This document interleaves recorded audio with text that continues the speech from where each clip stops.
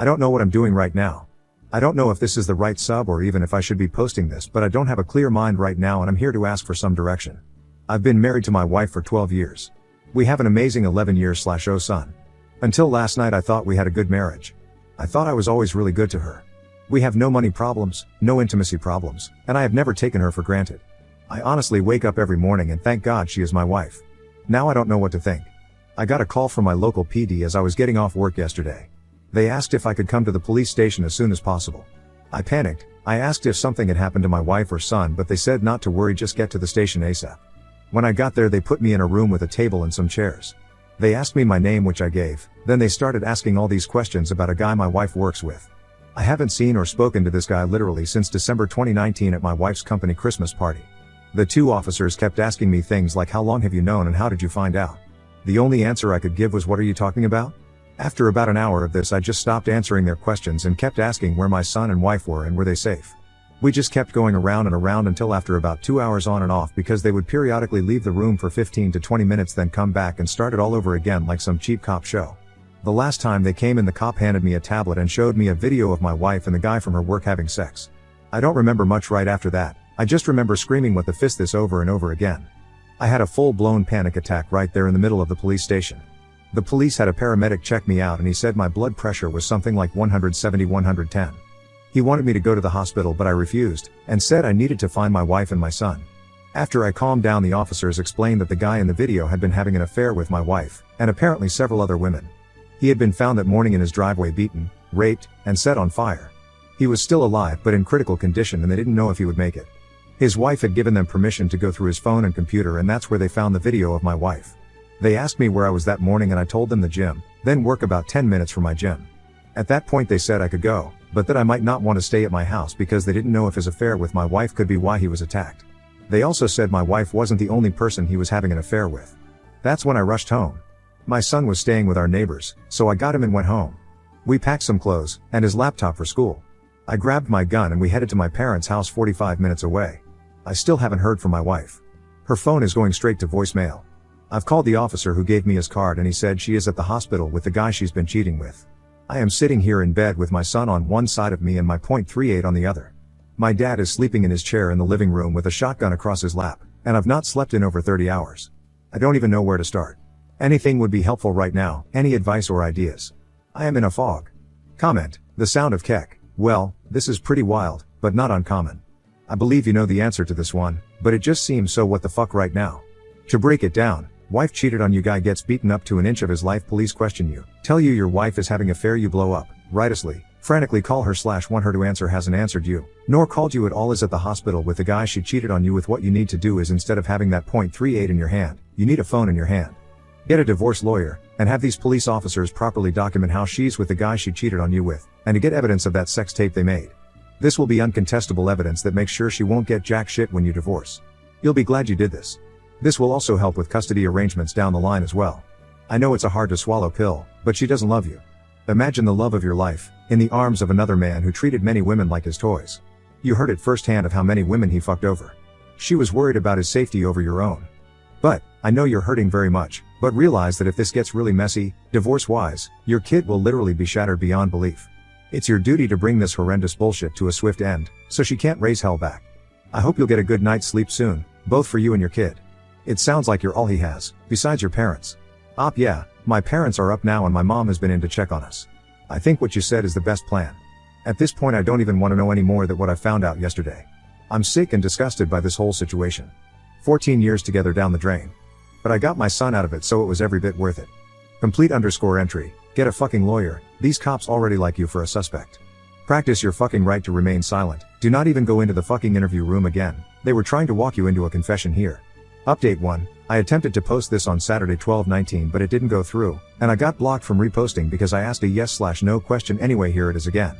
I am working a bit so I may not be able to reply that much right now.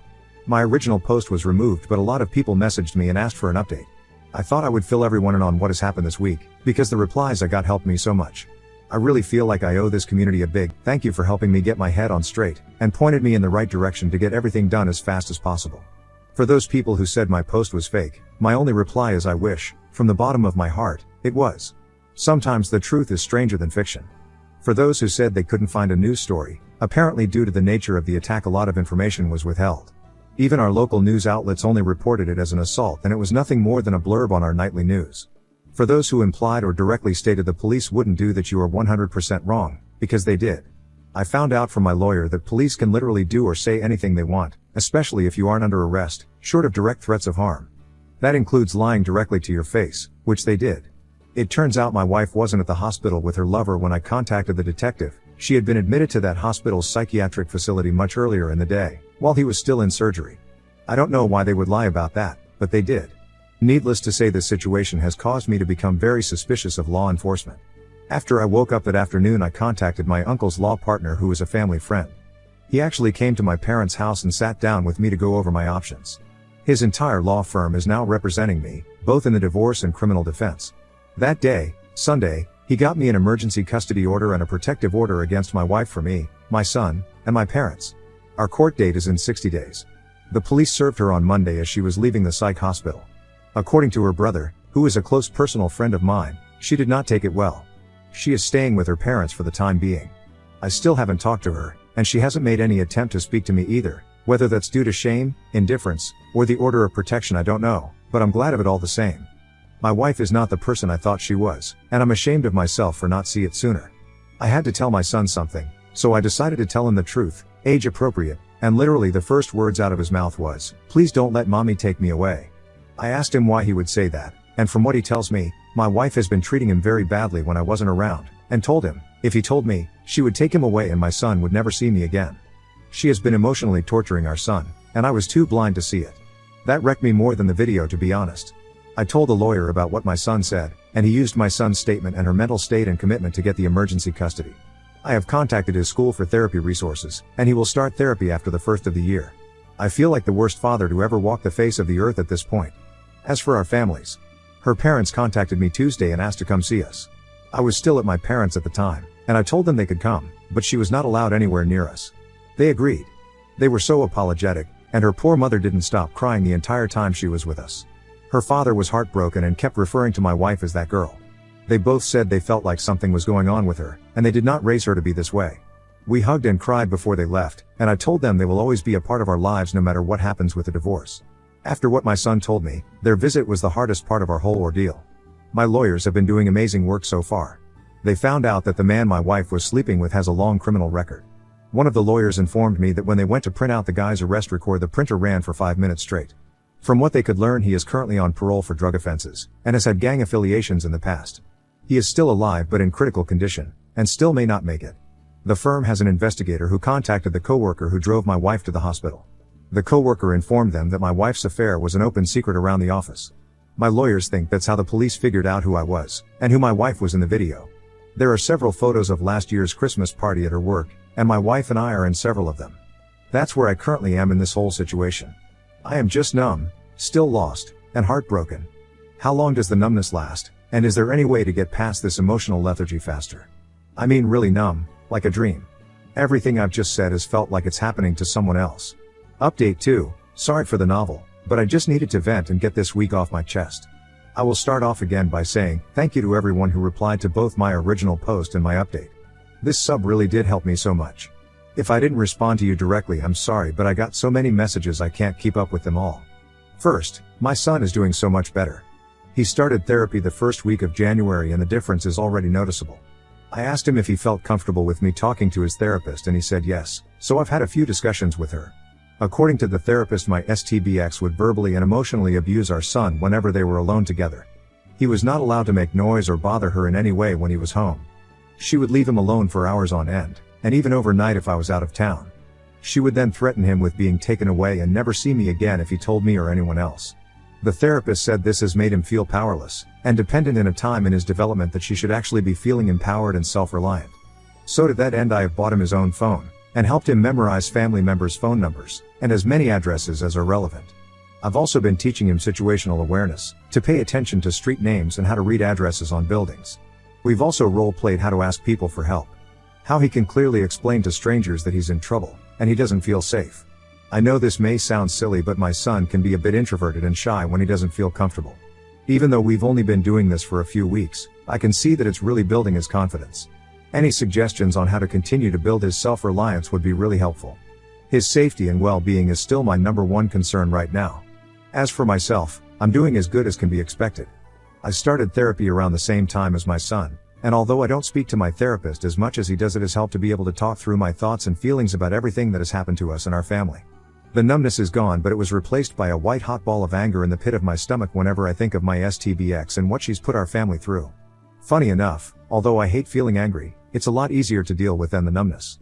My therapist says this is part of the grieving process, and it's not how we feel but how we channel those emotions that matter. My legal situation, well, I'll be honest, is the scariest thing I've ever dealt with in my life. I was awarded temporary full custody and child support, which I didn't want but my lawyer pretty much demanded we ask for, as well as a continuation of the order of protection for myself and my son. At the request for an order hearing, which neither my wife nor her lawyer showed up to, the judge asked if we would allow supervised visitation, but my son absolutely refused, which was why my lawyer told me to bring him along. The judge asked my son if he would speak to him alone, and he agreed. The judge, stenographer, and a child welfare officer went into chambers with my son and met for about 10 minutes.